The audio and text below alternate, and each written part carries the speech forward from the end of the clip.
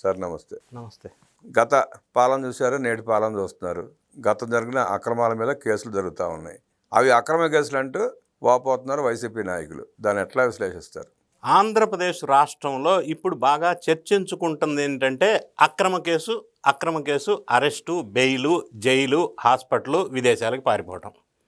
So ఈ హోరాహోరీగా వీళ్ళ మీద వాళ్ళ మీద వీళ్ళు కామెంట్స్ చేసుకుంటున్న ఈ సందర్భంలో పార్టీలకి అతీతంగా నిష్పక్షపాతంగా డేటా బేస్డ్ అనాలిసిస్ చూసి ఎక్కడ ఏం జరిగింది అనేది మనం విశ్లేషణ చేసే ప్రయత్నం చేద్దాం. ఇప్పుడు వైఎస్ఆర్ కాంగ్రెస్ పార్టీ వాళ్ళు ఎన్డీఏ ప్రభుత్వం మీద ఎలిగేషన్ ఏంటంటే కేసులు పెట్టి సతాయిస్తున్నారు, అంతే కదా ఒకటి. రెండోది, వైఎస్ఆర్ కాంగ్రెస్ పార్టీకి సంబంధించిన వాళ్ళని హత్యలు చేస్తున్నారు, ఇది సెకండ్ ఎలిగేషన్. మూడో ఎలిగేషన్ ఏంటి, అక్రమ కేసులు అంటున్నారు. ఇది ఎంతవరకు వాస్తవం అనేది మనం ఒకసారి ఆలోచిస్తే, అక్రమ కేసు అంటే ఏంటి, సక్రమ కేసు అంటే ఏంటి, అక్కడి నుంచి మొదలు పెడదాం. అక్రమ కేసు అంటే ఏంటంటే లీగల్ ఫ్రేమ్వర్క్లో కాకుండా, అంటే వ్యక్తిగత కక్షలు తీర్చుకోవటం, అంటే నోటీస్ ఇవ్వకుండా, ఎందుకు అరెస్ట్ చేస్తున్నారో చెప్పకుండా, వేళాపాడా లేకుండా గోడలు దూకి అరెస్ట్ చేసి కస్టోడియల్ టార్చర్ చేసి కాళ్ళు ఇరక్కొట్టి రఘురామకృష్ణరాజు, నోటీసులు కూడా ఇవ్వకుండా అర్ధరాత్రి పట్టాభి కొట్టి తీసుకెళ్లిన విషయం, అచ్చెన్నాయుడు, కొల్లు రవీంద్ర, అందరూ వీళ్ళందరినీ అక్రమ అరెస్టులు అంటారు. సక్రమ అరెస్టులు అంటే ఏంటంటే పోసాని కృష్ణమురళి ఇంటికి పద్ధతిగా పోలీసులు ఇచ్చారు, నోటీసులు ఇచ్చారు, తీసుకెళ్లారు, స్టేషన్ నుంచి 24 అవర్స్లో జడ్జి గారి ముందు ప్రవేశపెట్టారు. స్థానిక పోలీస్ స్టేషన్లో ఇన్ఫర్మేషన్ ఇచ్చి అంటే ఇది with in the legal frame work, ఏది చేయాలో అది చేశారు. ఎక్కడ కూడా కస్టోడియల్ టార్చర్ చేయలా, ఫ్రేమ్ వర్క్ని డీవియేట్ చేయలా, దీన్ని సక్రమం అంటారు. సో ఇంత కామెంట్స్ జరుగుతున్నాయి కాబట్టి వైఎస్ఆర్ కాంగ్రెస్ పార్టీ పరిపాలించిన 5 సంవత్సరాల కాలంలో ఏం జరిగింది, ఎన్డీఏ గవర్నమెంట్ వచ్చిన 10 నెలల కాలంలో ఏం జరిగింది అనేది డేటా బేస్డ్ అనాలిసిస్ మనం చూస్తే ఎక్కడ ఏం జరిగిందో ప్రజలే నిర్ణయించుకుంటారు. వైఎస్ఆర్ కాంగ్రెస్ పార్టీ పరిపాలించిన కాలంలో 5 సంవత్సరాల్లో 2686 హత్యలు జరిగినాయి. అంటే నా ఉద్దేశంలో వ్యక్తిగత కారణాల వల్ల లేదా కుటుంబ ఆస్తి లేదా పర్సనల్ వ్యవహారాల వల్ల జరిగిన హత్యల గురించి నేను ప్రస్తావించట్లా, అది మనకు సంబంధం లేదు. రాజకీయ కుట్రతోటి, రాజకీయ ప్రేరేపితమైన రాజకీయ స్వార్థాల కోసం కొంతమంది వెనక ఉండి జరిపించిన హత్యల ప్రస్తావనే మనం మాట్లాడదాం. 2686 హత్యలు జరిగినాయి. ఇది భారతదేశ చరిత్రలో 5 సంవత్సరాల కాలంలో పెద్ద రికార్డుగా మనం చెప్పుకోవచ్చు. మరి జగనన్నయ్య నా ఎస్సీలు, నా బీసీలు, నా ఎస్టీలు అని ఎప్పుడు మాట్లాడుతుంటాడు కదా. ఈ 2686లో 300 బీసీకి సంబంధించిన వాళ్ళు గావించబడ్డారు. ఎందుకు హత్యలు జరిగినాయి, ఎవరు హత్యలు చేయించారు, ఏ రాజకీయ ప్రోద్బలంతో చేయించారు, 300 బీసీ. అదేవిధంగా ఎస్సీకి సంబంధించిన వాళ్ళు 192 మంది గావించబడ్డారు. ఎస్టీకి సంబంధించిన వాళ్ళు 58 మంది గావించబడ్డారు. ముస్లిమ్స్కి సంబంధించిన ముస్లిం వ్యక్తులు 11 మంది అన్యాయంగా గురి అయ్యారు. ఎందుకు? మరి తెలుగుదేశం పార్టీకి సంబంధించిన యాక్టివిస్ట్స్ 79 మంది పడ్డారు. మరీ ముఖ్యంగా కొంతమంది మహిళలు 2027 మహిళలు గావించబడ్డారు 5 సంవత్సరాల కాలంలో. ఇవన్నీ టోటల్ చేసుకుంటే మనకి 2686. ఇది ఒక పార్ట్ 2. 2024లో ఎలక్షన్ కోడ్ వచ్చిన తర్వాత ఎలక్షన్ జరగటానికి మధ్య ఉన్న గ్యాప్లో ఆ టైంలో కూడా 13 జరిగినాయి. ఎవరు చేయించారు, ఎందుకు చేయించారు?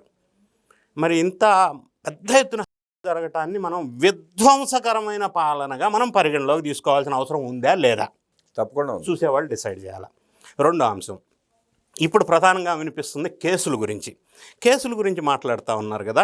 వైఎస్ఆర్ కాంగ్రెస్ పార్టీ పరిపాలించిన 5 సంవత్సరాల కాలంలో తెలుగుదేశం పార్టీకి సంబంధించిన వాళ్ళ మీద పెట్టిన కేసులు 2005, జనసేన పార్టీకి సంబంధించిన వాళ్ళ మీద పెట్టిన కేసులు 2014, బీజేపీ వాళ్ళకి సంబంధించిన మనుషుల మీద పెట్టిన కేసులు 69.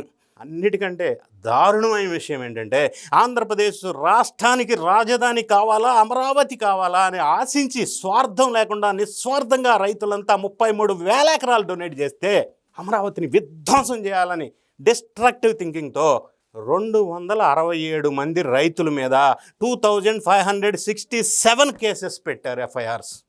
ఏం పాపం చేశారు వాళ్ళు? అంటే అమరావతికి భూమి ఇవ్వటం వాళ్ళు చేసిన పాపమా? అంత పెద్దన అమరావతి పెద్ద ఎత్తున కొనసాగించండి, విధ్వంసం చెయ్యొద్దు అని యాజిటేషన్ చేయటం వాళ్ళు చేసిన పాపమా? ఏ విధంగా పాపం? అటువంటి వాళ్ళ మీద 2526 కేసెస్ పెట్టారు. ఇదంతా ఇట్లా చూసినప్పుడు ఎందుకు ఈ విధంగా విధ్వంసం జరిగింది మనం ఆలోచిస్తే నేనేమంటానంటే వాళ్ళు 3D ఫార్ములా పెట్టుకున్నారు. డిసెప్షన్ మోసం, డిస్ట్రక్షన్ విధ్వంసం, డిస్ట్రాక్షన్ మనుషుల్ని డైవర్షన్ పాలిటిక్స్ చేయటం, ఈ 3D ఫార్ములా వల్ల ఇటువంటి కార్యక్రమాలు వాళ్ళ హయాంలో జరిగినాయి. ఇంకొక విషయం మనం ప్రస్తావన చేద్దాం. ఇట్లా కాదు అని ఎవరన్నా అంటే నేను ఒక పాయింట్ చెప్తాను. Realistic data. YSR Congress party పరిపాలించిన 5 సంవత్సరాల కాలంలో 5 ఎస్ఐపిబి మీటింగ్స్ జరిగినాయి. ఎస్ఐపిబి మీటింగ్స్ అంటే ఈ ఒక్క స్టేట్మెంట్ ఎవరైనా చదువుకున్న వాళ్ళు విఘ్నులు అర్థం చేసుకోగలరు. ఎస్ఐపిబి మీటింగ్స్ అంటే state investment promotion board meetings.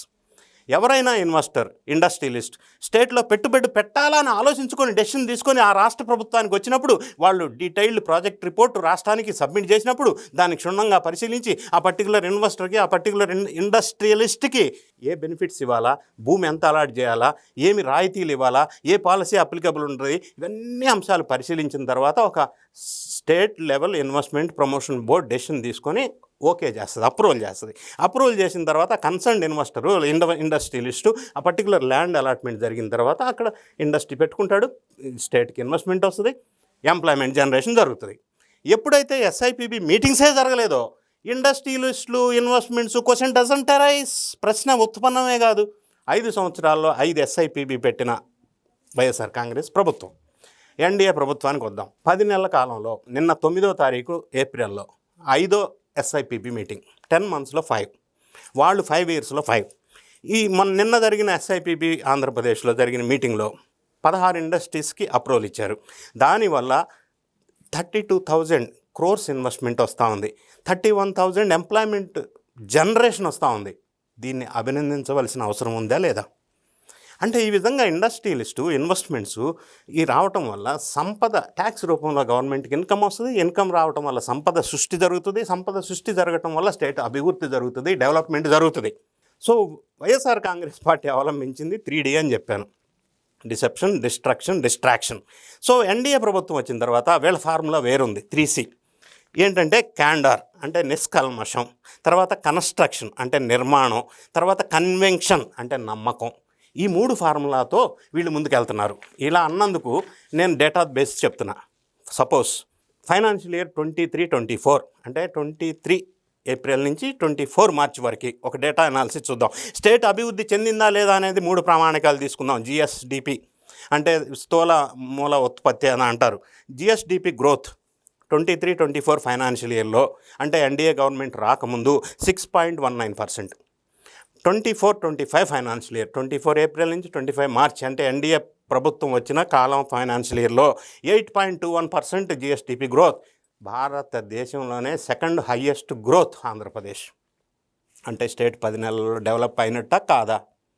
First Tamil Nadu, second highest Andhra Pradesh.